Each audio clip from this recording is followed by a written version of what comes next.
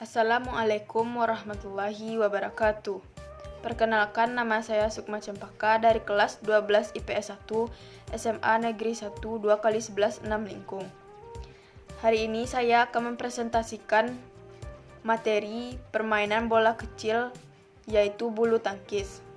Materi-materi yang akan saya bahas hari ini yaitu dimulai dari pengertian bulu tangkis, sejarah bulu tangkis, lapangan bulu tangkis, peraturan bulu tangkis, dan teknik dasar permainan bulu tangkis. Baik, kita masuk pada materi yang pertama, yakni pengertian bulu tangkis. Bulu tangkis terdiri dari dua kata, yakninya bulu dan tangkis. Secara harfiah, bulu tangkis adalah permainan yang dilakukan dengan cara memukul bola dengan menggunakan raket. Bola di sini merujuk pada kok yang terbuat dari bulu angsa atau unggas. Tujuan permainan ini adalah untuk mencetak poin dengan cara memukul kok melewati net hingga jatuh di area lawan. Selanjutnya, sejarah bulu tangkis. Banyak pendapat yang mengatakan bahwa olahraga ini sudah ada sejak zaman Mesir kuno, yaitu 2000 tahun yang lalu. Ada pula yang berpendapat bahwa olahraga ini berasal dari Tiongkok. Zaman dulu, orang-orang Tiongkok mempunyai permainan bernama jianzi. Aturan dari permainan ini mirip seperti bulu tangkis, yaitu menjaga agar kok tidak jatuh ke tanah. Kemudian pada tahun 1850-an, orang-orang mulai menyebutnya sebagai badminton dan olahraga ini mulai dikenal.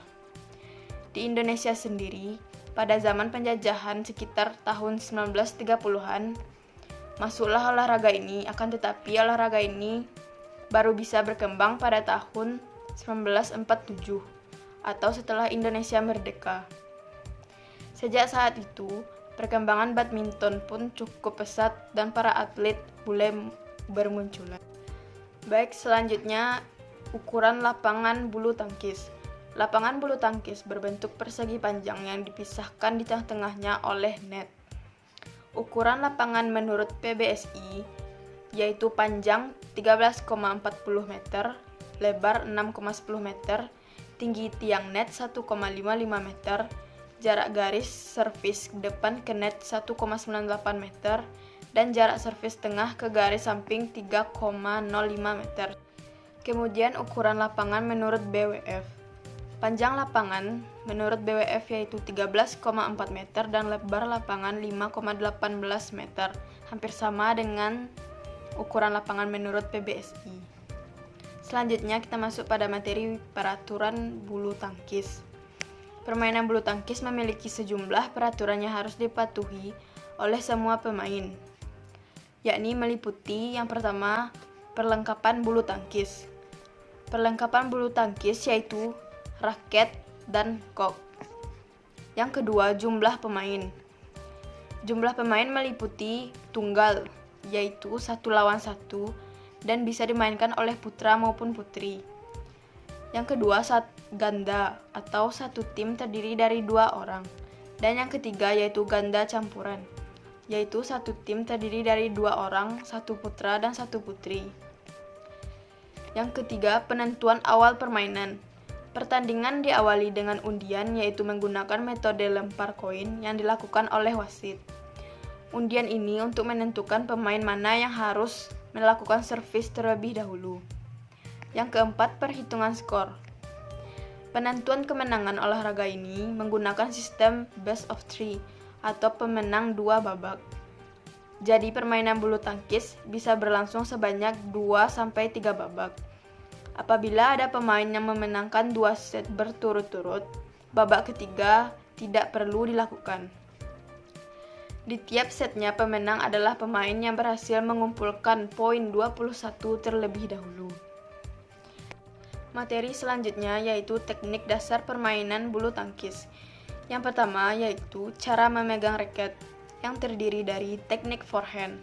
Teknik forehand merupakan teknik yang dilakukan dengan cara sama dengan cara Anda memegang benda pada umumnya. Tangan harus menggenggam pegangan raket, sedangkan telunjuk dan ibu jari membentuk sudut atau huruf V. Yang kedua, teknik backhand. Hampir sama dengan teknik forehand, hanya saja posisi ibu jari tidak bertemu dengan ujung jari lainnya, melainkan disejajarkan dengan pegangan raket sehingga mendekati telunjuk.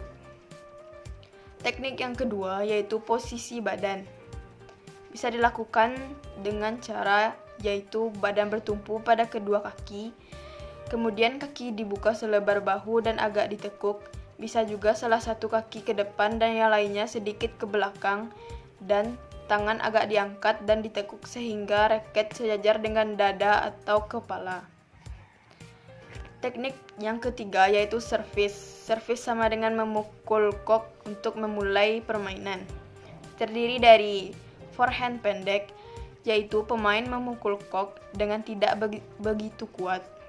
Yang kedua, forehand tinggi, yaitu teknik yang dilakukan untuk membuat kok melambung tinggi dan jatuhnya cukup jauh dari area net.